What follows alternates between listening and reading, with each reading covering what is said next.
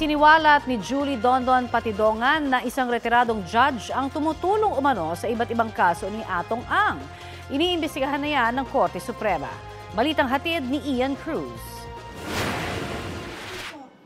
Isang dating huwes umano ang tumutulong daw sa grupo ng negosyanteng si Charlie Atong Ang para maayos ang iba't ibang kaso niya. Sa eksklusibong panayam sa GMA Integrated News ni Julie Dondon Patidongan alias Sotoy, sinabi niyang kasama sa inayos ni Judge ang kaso nilang 6 na akusado kaugnay sa pagkawala ng mga sabungero. Katulad nung itong sa kaso namin na 6, kaya medyo nabsulto kami. Gawa si Judge, ex-judge na yan. So ano papel niya? Basta lahat ginagapang yan hanggang taas.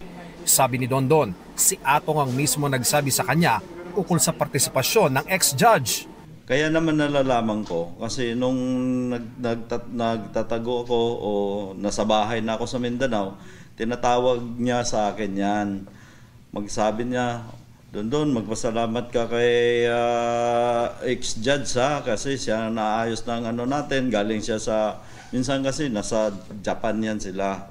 Naayos na, doon sila nag-uusap-usap. Ani Totoy, malalim daw ang impluwensya ng dating huwes sa hudikatura. Tagal na kasing judge siya, parang naging hippie yata siya sa buong judge na yan.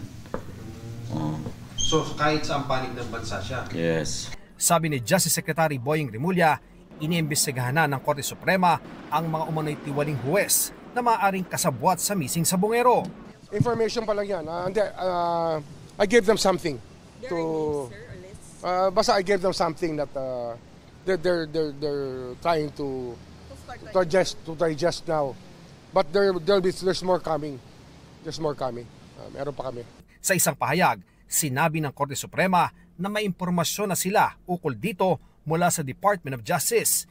Sineseryoso raw ng kataas-taasang hukuman ang mga ganitong impormasyon kaya may investigasyon sila. Ipapatupad daw nila ang karampatang mga aksyon laban sa mga mapapatunayang tiwaling huwes batay sa pamamaraan ng hudikatura. Ian Cruz nagbabalita para sa GMA Integrated News.